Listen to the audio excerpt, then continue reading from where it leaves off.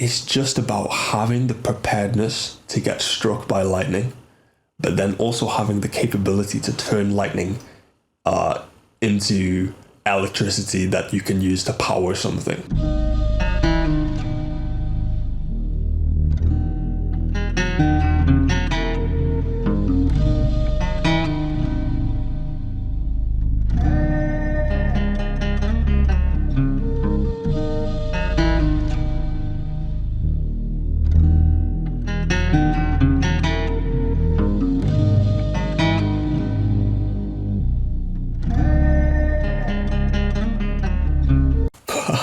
Guys, listen. Let's just get into today's topic. Before I go too far, I had to rein myself in. Okay, guys. Hey, it's a Sunday evening, and I go to work tomorrow. So let's make the most of it. I have got many things to speak about today, and they're all going to revolve around one specific thing. What is that specific thing, Alex? Where are we going? Rick Rubin. Rick Rubin has put out a book. I took the time to go on Amazon and order this book. I don't have it in physical form. However, I do have it on my Amazon Kindle, which now has a vast array of works from many people. So today I decided that revolving around the theme of the inner circle, we're going to talk about how to create culture. Quote from the book that we're going to start from: "There's a time for certain ideas to arrive, and they find a way to express themselves through us." So, in today's discussion, I actually want to peel back the layers, and I really want to have a close look at what it means to create culture. What does that mean? What does that word mean? How can this help us? How can we use this information to actually better our business, better our lives, and use our skill? This place, I'm sorry, we're very, very, very, very, very, very, very, very, very, very, very, very strongly against people who aren't creative. Everyone here has to be creative. You have to create something. You have to do something. That's what we're here to do. We are trying to actualize creatively. We are trying to develop our creative faculty. And how can we develop our creative faculty? Well, we're going to study some info. We're going to look into it. We're going to dissect it. We're going to talk about it. We're going to apply it, and we're going to use it basically to take over the world. So let's get into it.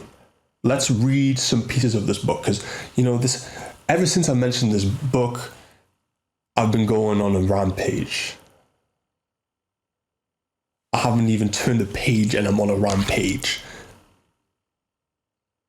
Some things just stay the same. Some things just change. I need to go read this now. Let's read some of this book by Rick Rubin. If you don't know who Rick Rubin is, Rick Rubin, he's a legendary producer. In fact, he calls himself a reducer. And the reason why he does this is because his whole approach to production is very different to what you may imagine, because he sort of tells people what they should do in terms of the creative process. So then the artist or bands or whoever he's working with, he's able to bring out the most pure ideas, the best ideas, to get people to basically feel as comfortable as possible, so then we can draw out this ineffable, ethereal thing. This ineffable, ethereal thing we call an idea. This kind of condensed cloud that gets transformed into an entity. And this entity is now like a vessel that holds the magic inside. The magic. But Alex, it sounds kind of airy-fairy. Can you just tell me what the book's talking about? All right, no worries. Okay, so the first thing I've got written down, right? I've asked a question, and the question is, how can I actualize something?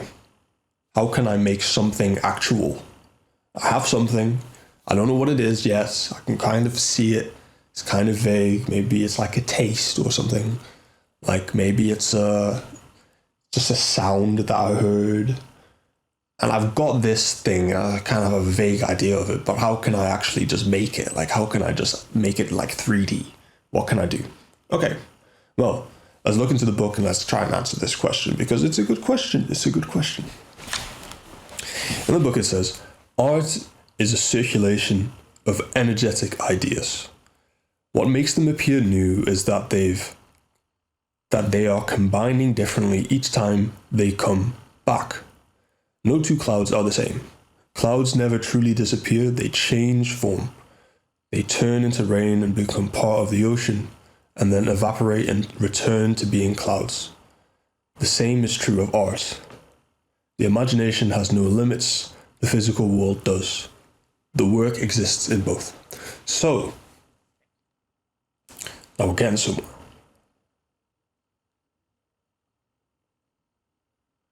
It's a cloud, it's like a feeling that exists on a sort of, imagine we're on like a plane, right? Of existence, not aeroplane, bro. Right, we're on a plane, right? Let's say we're 3D, right? But we might be having crazy ideas. Ideas don't discriminate. It's like we basically live, we're getting deep now, bro. We basically live, everything is like a frequency. Everything is like a wave that's vibrating at a certain level. And a wave of electromagnetic radiation, right? That's what everything is. And even when it comes to matter, when it comes to solid objects, it's just really slowly vibrating electromagnetism. So everything is basically like a hologram. I hope I'm not breaking your brain right now, because we're kind of going deep. We kind of went fast, I'm not going to lie. Jesus Christ. Anyways, everything is a electromagnetic vibration. And let's say, and we're still standing on this plane, right? We're still standing here. And your thoughts are electric. No, it's electric. And some of your thoughts are going to be, or feelings or intuitions are going to be of things that exist in a higher place than you. But the condition of existing in a higher dimension is that things are less physical, less dense by nature. Everything is a cloud. There's no density to everything. It's like, if you have ice and then you melt it, turns into water, and then if you heat it up, it turns into an ineffable gas. So, your ideas exist in an extremely fine level of existence, but they want to exist lower down. They want to crystallize and form into something physical, as above, so below. Everything that exists up there has to exist here, because the energy just wants to distribute itself evenly.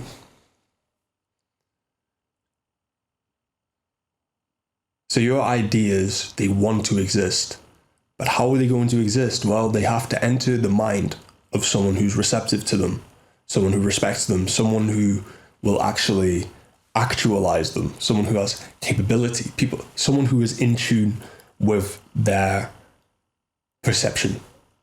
They have a feeling. So yeah, ideas are like clouds that we channel into things. And the idea isn't me. It isn't me. It's just passing through me. And I'm like the pen that this thing is using to write itself. Because everything wants to exist.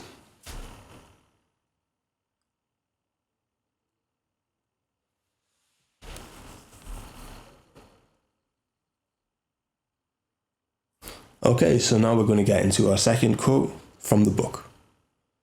Think of the universe as an eternal creative unfolding. Trees blossom, cells replicate, rivers forge new tributaries. The world pulses with creative and productive energy, and everything that exists on this planet is driven by that energy. As artists, it is our job to draw down this information, transmute it, and share it. We are the receivers of ideas. We do not make the ideas. The ideas express themselves through us if we allow them to.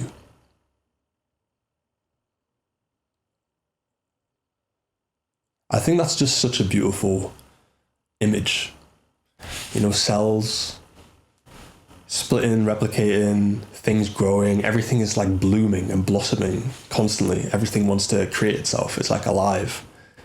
It's like it wants to create itself, and the same exact thing is happening on a different scale when it comes to people creating ideas, and ideas come and go and dominate, and they are like flavors of life.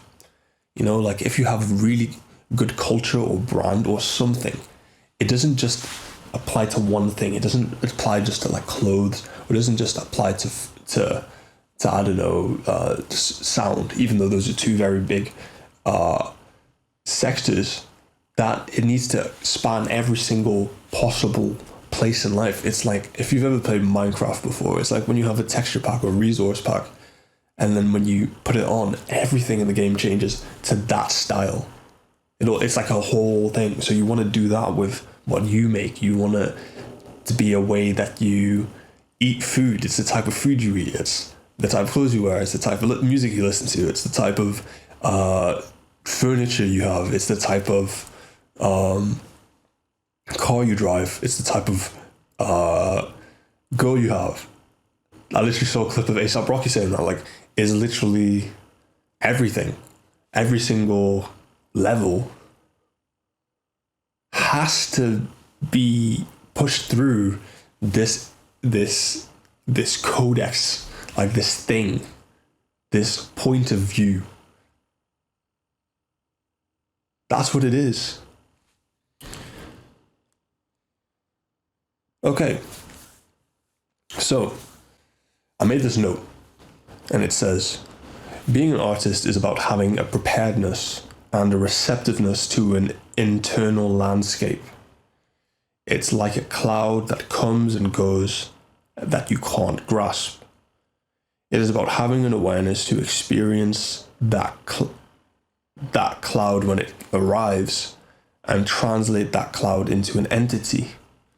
For example, a drawing, a song, a piece of clothing, so that when that cloud passes, the energy of that cloud is stored in a vessel that represents that feeling. Then you can share that vessel with others so they can experience this cloud or this aspect of reality that was made aware to you. And when they see that vessel, it may remind them of that ineffable thing you were describing with your art. That is it summarized, guys. If there was literally anything you could have listened to, that is what I'm saying. This has been my point since day one, and this is actually the fundamental reason why I even started music. Because being able to translate something that is so internal, something that is so stuck in your own brain that you can't share a thought with someone without speaking or without putting it into something, because some things you can't explain through words. It's just a thing. You can't put it into words. You can only show it and demonstrate it because it has so many different permutations. So I hope that that's what you do with your work, because that's what I really believe is the way, and that is what I have done with my album Paradise. sorry for the plug. It's just about having the preparedness to get struck by lightning, but then also having the capability to turn lightning into electricity that you can use to power something. This is some heavy shit, guys. This is some heavy shit, guys. I think that's a clip, bro. That's a clip. Guys, thank you for tuning in today. I don't want to keep this going too long, you know. We could go for hours, but let's keep it bite-sized for now. You know, I think this is a good idea, and I'm so happy that we've created this space, this place for us like-minded individuals to all coalesce, understand, grow, evolve, change, and make magic. Guys, this is what you've been waiting for. Of course, you know, we'll have different locations, we'll have different stations, we'll have different things. You know, this place, you know, you can just do what you want, okay? But I advise you, you need to have something to bring to this, okay? This isn't like some passive. I'm not going to let you watch these videos without even interacting with what is going on. You're not allowed. You aren't allowed to do that shit, bro. This shit is for the real inner circle. God motherfucking damn. Alex Fossa, thank you. Stream the album. Go to those links in the description. Thank you for coming with me and sharing a thought, sharing a deep, deep moment. You know, people don't speak like this, so I really think it's a great thing. So thank you so much. Thank you for being part of the inner circle. And I will let you go.